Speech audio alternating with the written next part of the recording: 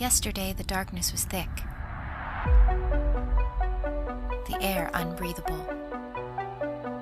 Yesterday, we were defeated, lost, without hope. But that was yesterday. And now a new day begins. The night is over. The sun is rising. And darkness is on the run. Because this is the day that changes everything. This is the day we dare to hope.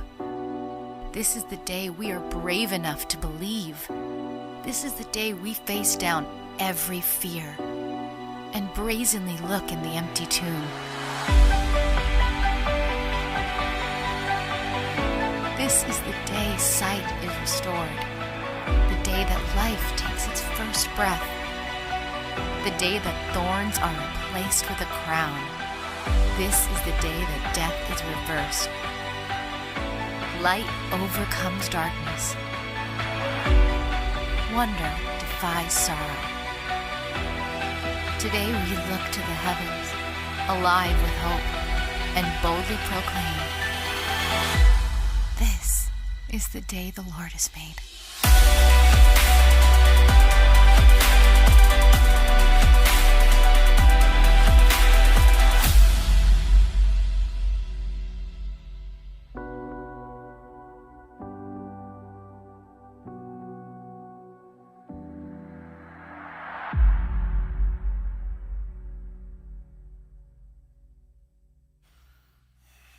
All right, you're dismissed. You know, Peter is at the end of his life. He's older, and he's seen it all. He's done it all. He walked with Christ for 3 years, betrayed Christ, doubted, and then was restored after the resurrection. Then he's led the church. He's preached boldly. His life has changed. And he's towards the end of his life, and he realizes what the resurrection means. And this is what he writes. This is our key scripture today. You're going to hear me read it at least 5 or 6 times, and you might read it with me. Peter wrote, "In his great mercy, he has given us new birth into a living hope through the resurrection of Jesus Christ from the dead." I'll read it again. "In his great mercy, he has given us new birth into a living hope through the resurrection of Jesus Christ from the dead."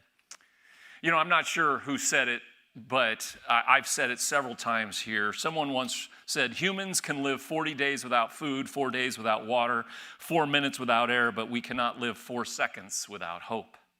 Humans seek after hope like moths seek after light. It's intrinsic to who we are. Studies show hopeful college students get higher grades and are more likely to graduate. Hopeful athletes perform better on the field and recover quickly from injury. In the elderly, those who have hope live longer than those who feel hopeless. Dr. Shane Lopez, who's regarded as this world's leading researcher on hope, claims that hope isn't just an emotion, it's an essential to life. Hope. So Peter, late in his life, says, in his great mercy, he has given us new birth into a living hope through the resurrection of Jesus Christ from the dead. But the psalmist says, why so downcast, O my soul? Why so downcast? Well, because when you look around our world, many times we can feel hopeless. With broken governments, wars, famines, disease, chaos, it can feel hopeless. Add that to our own personal lives, a failing relationship, a wayward child, a chronic illness, a strangling addiction, an overwhelming loss, and you can say, well, there's this living hope, but many times I don't feel hopeless. I don't feel hope. Would you agree with me this morning that life can be tough and hopelessness can creep in? Has hopelessness ever creeped in to your life? It has mine. When pain and disappointment come by the truckload, life can feel hopeless. My friend, just in the last 4 months, has lost his dear brother, his closest brother, and his mother in just 4 months. Life can smack us upside the face. But today, Easter, part 2 I want to share how the living hope of the resurrection changes everything. In the midst of storms, in the midst of pain, in the midst of even chaos, there is a living hope that cannot be taken away. I want to tell you a story, an Easter story. It's probably my favorite story. It's a story of lost hope and then a story of found hope. It's a story of learning to put your hope in the right thing. Now, we've been in this series where we've been looking at characters around the cross and at the resurrection. I just want you to put yourself into these people's shoes, because I don't want to tell you how to hope today or why to hope. I want this story to teach us all what hope really looks like. Because in his great mercy, he has given us new birth into a living hope through the resurrection of Jesus Christ from the dead. So let's jump into the stories. Let's just go through the story and we'll be done and do communion. On Friday morning, Jesus is nailed to a cross. By noon, he is dead. He's buried in a tomb with a stone rolled in front of it, and Roman guards are stationed there. But early Sunday morning, some women who were followers of Jesus went to the tomb and found it empty. And some angels appeared and said, "Why do you look for the living among the dead?" That's a whole sermon in itself. He is not here, he has risen. Remember how he told you. Remember, he told you while he was still with you in Galilee, the Son of Man must be delivered over to the hands of sinners, be crucified, and on the third day be raised again. I've got 4 thoughts about hope through this story, okay? 4. The first thought is this about hope. When we are in deep pain or despair, when we are losing hope, it's easy to forget. It's easy to forget. The psalmist cries out, "God is our refuge and strength and ever-present help in trouble." But it's easy to forget. "Lo, I am with you always," Jesus says, but it's easy to forget. Nothing can separate us from his love, but it's easy to forget. "Bless the Lord, O my soul, and forget not all his benefits." But it's easy to forget when we are losing hope. I was talking to someone last Sunday in the lobby after Easter service, and he said, during the week, I get busy, I get weary, I've got challenges, and he says, and I quote, "I have made this Sunday service my weekly reminder of God's goodness and faithfulness because it's easy to forget." Amen. When it comes to hope, it's easy to forget. These ladies had heard the words of Jesus that he would die and raise from the dead, but they had forgotten. It's easy to forget when we're going through tough times. The story continues. Now that same day, 2 of them were going to a village called Emmaus, about 7 miles from Jerusalem. They were talking with each other about everything that had happened. And as they talked and discussed these things with each other, now, okay, get into the story now. As they're talking on this road to Emmaus, Jesus himself came up and walked along with them, but they were kept from recognizing him. Picture that. Why didn't they recognize him? Was the sun in their eyes? Did Jesus get a new haircut after the resurrection? Was he wearing a nose and glasses disguise? No. Verse 16 says they were kept.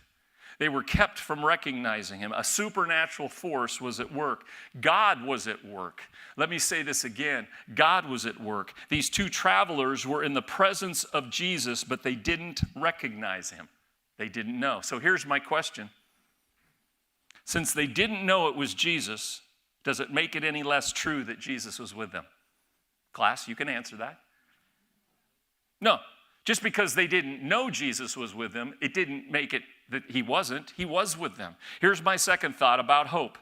Many times God is at work in our lives, even when we can't see him, even when we don't know it. Our eyes maybe don't recognize it at the time in all the chaos when life seems to be on pause. You go, "God, where are you?" The truth is this: it doesn't stop the fact that God is there and God is at work. You know, men love their remote control. I love my remote control. Amen. Thank you. I love the pause button on my TV remote control. It gives me the illusion that I have control over time. Right? Just press it. I can answer my phone. I can get more coffee. I can finish a conversation. Then I can press it again, and I'm right back where I left off. I am in control when I got my remote control. I have, however, found that I'm not a fan of the pause button in life.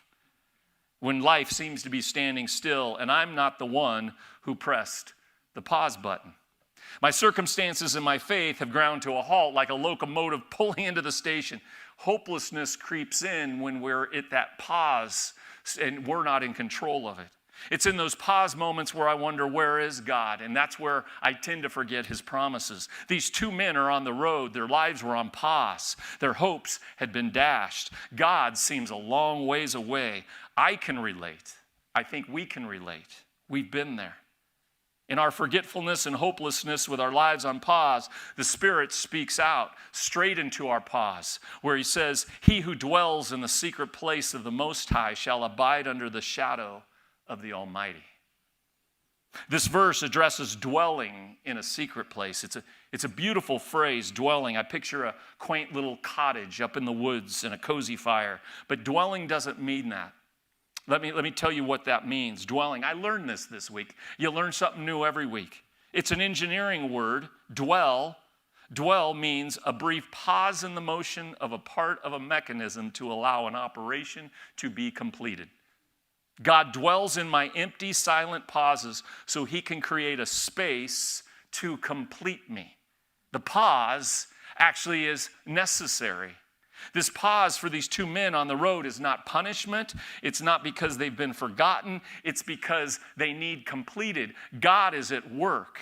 This dwelling is just a brief pause to allow an operation to be completed. I look back, and we can all look back at moments in our lives, but I look back in the moments of my life between 2017 and 2020, and my life was on pause. But it was a pause I can look back on now to see that God was doing a work in me. For 3 years, and especially 2017, I felt God was distant from me. But I look back now, and he was there all along, even when I couldn't see it.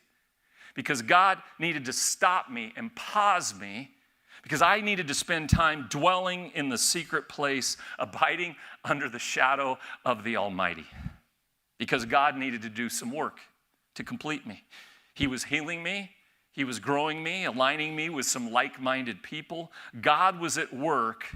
I just couldn't see it at the time.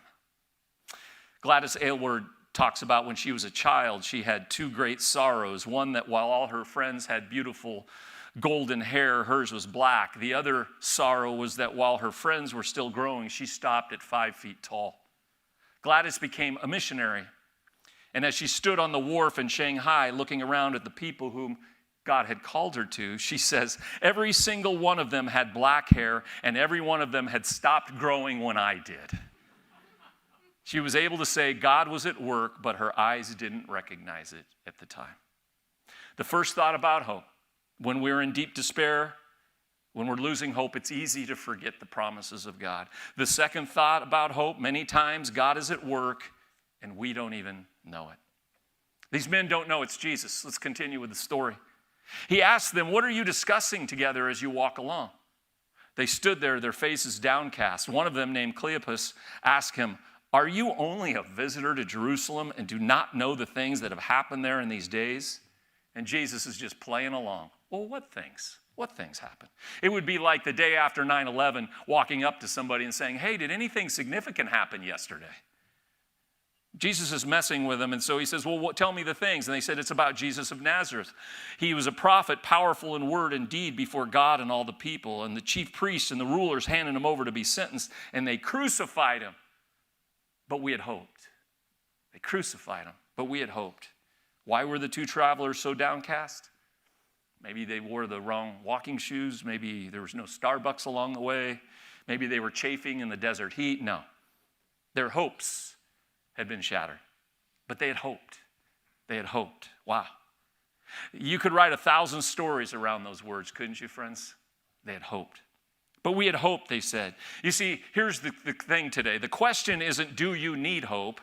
Or even, do you have hope? The question is, what are you putting your hope in? That's the question. Most of our hopes are fragile hopes. Maybe not bad hopes, just fragile, unsustaining. I hope I find that special person. That's not a bad hope. It might happen and it might not, but it won't bring ultimate fulfillment. I hope my kids or grandchildren grow up to be outstanding people. That is a beautiful hope, but as they get older, you realize there's no guarantees. I hope my medical report comes back clean. It's a good hope, but there's no guarantees. In this world, hopes are fragile. I hope the 49ers eventually win a Super Bowl again. That's a great hope, but there are 29 other teams trying to dash our hopes. Their hopes had been shattered. They're on the road, heading home, because they had put their hope not in a bad thing, but they'd put their hope in the wrong thing. Imagine this, they'd put their hope in a political hope. Yeah, that's probably not a really good hope to put yourself in. They were hoping that Jesus would overthrow the Roman government because nobody wants to be a slave, but God was at work doing a greater eternal work. But they had hoped, they were just hoping for the wrong things. Let me read it again. In his great mercy, he has given us new birth into a living hope through the resurrection of Jesus Christ from the dead. And then Peter adds on, that can never perish, spoil, or fade. You see, all my other hopes, even the great hopes, can spoil or perish or fade. But the resurrection living hope that you and I live in can never perish, spoil, or fade. Isn't that beautiful? The resurrection living hope is not fragile. But we had hoped, they said, but we had hoped, and Jesus listens. It's a beautiful thing. Jesus just listens. And then, after Jesus listens, it says, beginning with Moses and all the prophets, he explained to them what was said in all the scriptures concerning himself. A Bible lesson from Jesus on Jesus. Now that's cool. I'd go to that class. He helps them to see their story wrapped up in God's story. He helps them understand the cross was necessary, that everything Jesus did in his life and in his suffering was done out of love to bring forgiveness and healing and hope to our sad, broken world. And I just stop right here. Isn't that what we're called to do as followers of Christ? To help others, to help our neighbor, to help someone, a friend, to see their story is wrapped up in God's story. To see that God so loved them that he gave his life, his son. To help others see their life through the lens of God's grace and mercy. This is what Jesus did with these two gentlemen. Cleopas and his friend are nearing their home, and Jesus is giving a Jesus lesson to them. And Jesus walks ahead as if he were going on. And they still don't know it's Jesus, but they urge him strongly, saying, stay with us, because it's almost evening and the day is now nearly over. So he went to stay with them. Another important part in this story, Jesus doesn't invite himself into the home. He waits for an invitation. Jesus joins us on the journey without asking, that's true, because he's faithful and he's there all along. But at some point, and maybe at a lot of points, he waits to be invited into our lives. I stand at the door and knock, he says. If you hear my voice and open the door, I will come in and eat with you, and you will eat with me. Jesus comes to the door of our hearts, knocking, but he waits to be let in. He never forces his way in. But when he's invited, Jesus accepts the invitation. And then this is just a beautiful part of this story. When he was at the table with them, he took bread, he gave thanks, he broke it, and began to give it to him. And then their eyes were opened, and they recognized him. What allowed the two to finally recognize Jesus? What was it? Was it they handed out name tags? Oh, it's Jesus. I didn't know. No. Then their eyes were opened. Why? Third thought about hope. Third thought. God opens our eyes to his living hope when we break bread together and worship together the resurrected Christ. Friends, I believe this more now than I ever have. A simple meal they share together becomes holy. Jesus takes the bread, blesses it, breaks it, and gives it to them, and then their eyes are opened. They recognize him. For in the breaking of the bread together, they recognize him, and they begin to have hope. As Jesus said earlier, for where two or three gather together as my followers, I am there among them. The church, the community of believers, is a place to find hope. This is a place to find hope. I pity followers of Jesus who try to live in this world in their faith outside the community of faith. I understand why. Because sometimes you've been burnt by the church, or sometimes you go, well, there's too much dysfunction in the church. But don't throw the baby out with the dirty bathwater. Because the church is a place where we find hope. In fact, I have learned something supernatural happens when we come together that can't happen to us individually. Great things can happen to us in our prayer closet and in our alone time, but there's something God does when we gather together like this. They broke bread together and they recognized Jesus. One of the lines I hear from time to time, people saying I couldn't have made it through whatever they were going through without the love, care, and support of my church. That's why Hebrews says this, not in a legalistic way, but in a freedom kind of way, in a hope-filled kind of way. And let us not give up meeting together. Some are in the habit of doing this. Instead, and I love this, let us encourage one another with words of hope. When our leadership team prays in the circle at 9:30 before the 10 o'clock, that's the number one prayer, that you may come in here and experience in the living hope of Christ. And you can leave here with that hope that does not perish, that does not fade.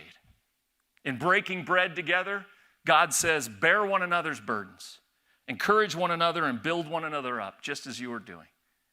God opens our eyes to the living hope when we break bread together, which we are going to do at the end of this service.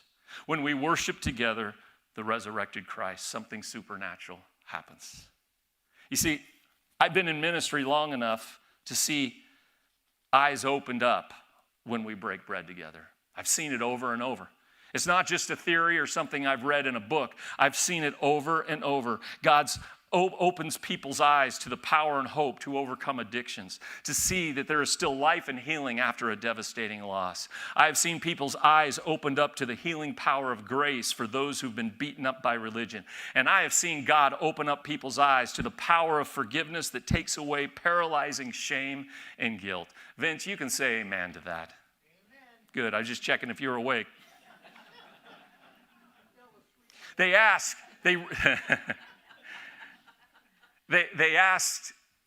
recognized Jesus, and so then they ask each other, were not our hearts burning within us while he talked with us on the road and opened the scriptures to us? I love that line. Sometimes we can't see Jesus, we're always there, but we look back and we go, yeah, he was there all along. God was there all along, and I'm glad that they may have been thinking, I'm so glad. They finally see it's Jesus, and they're like, man, I'm glad we welcomed a stranger into our home. That worked out pretty good. Hebrews says it, do not forget to be kind to strangers. Some people have had angels in their homes without knowing it. These guys had more than angels. They had Jesus. So they got up. It's the end of the story. I love this. They got up and returned at once to Jerusalem because they had newfound hope. They found the 11 and those with them assembled together, and they said, it's true. It's true. The Lord has risen. Don't miss this. This is powerful. They got on the same road, the road they were discouraged on, and now they're on that same road, but now they're not discouraged anymore. A road that had been marked by defeat, hopelessness. The same road that was marked with shattered dreams. Now the road is different. It's the same road, but everything looks different. The resurrection has changed everything. Because they encountered the resurrected Christ, the road was full of possibilities. Hope was alive. Same road, different conversations going back. Same road, different observations, different realizations. Here's my last thought on hope today. Fourth thought on hope. God longs for you and I to get back on the road of hope through the power of the resurrected Christ. For in his great mercy, he has given us new birth into a living hope through the resurrection of Jesus Christ from the dead that can never perish, spoil, or fade. So we must preach Easter all the time here because this is what it's all about. The resurrection changes everything, friends. Everything. It is a living hope. There were some buddies discussing death, and one of the guys asked his friends, well, what would you like people to say about you at your funeral? And one guy says, well, that I cared about my community. Another guy says, well, I hope they say he was a great husband and father. And then they look to the third guy. He goes, well, I hope they say, look, he's moving.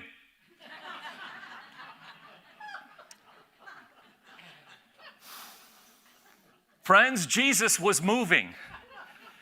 He was alive, and he still is. He still is alive, and he's still doing resurrections in people's lives. He's resurrecting our souls. He's turning sadness into gladness. He's turning fear into courage. See, this is our ultimate hope. It's the resurrection that gives us the living hope. Again, I look at my life. For 3 years, somehow I kind of forgot. I kind of forgot all the faithfulness of God. Maybe I was in denial, whatever, but it's easy to forget. First thought, it's easy to forget. Second thought, many times God is at work and we don't even know it. And boy, is that the truth. Sometimes he puts us on pause to dwell because he has a work that he needs to complete. If I would have just kept going the pace I was going in 2017, if God didn't pause my life, he could have never worked on me. Third thought, God opens our eyes to his hope when we break bread together and worship together the resurrected Christ. Friends, I believe this. We're not trying to be a church just to say, look at all the people that come, or hey, we did our weekly duty. No, where 2 or 3 are gathered together as my followers, I am there among them. And my goal in life is I want to stand before God one day and just, well done, good and faithful servant, you offered and you shared with people the resurrected hope. Fourth thought, God longs for us to get back on the road of hope through the power of the resurrected Christ. I don't know what that means for you today, but maybe it's time for you to get back on the road. In 2020, I got back on that road because God had done some work in me, put me together in some fellowship with 2 or 3 amazing people and leaders, and we started this church. It's amazing, this story, the road to Emmaus, how it fits all of our lives in different seasons of our lives. So friends, let's live with the living hope as we celebrate. Never forget the power of the resurrection. You know, I shared it earlier. The psalm that says, why so downcast, O my soul? Oh, then it says, put your hope in God. Put your hope in God.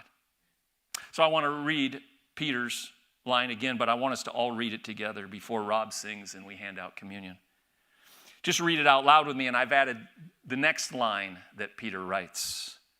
So let's read it together. In his great mercy, he has given us new birth into a living hope through the resurrection of Jesus Christ from the dead that can never perish, spoil, or fade. This inheritance is kept in heaven for you.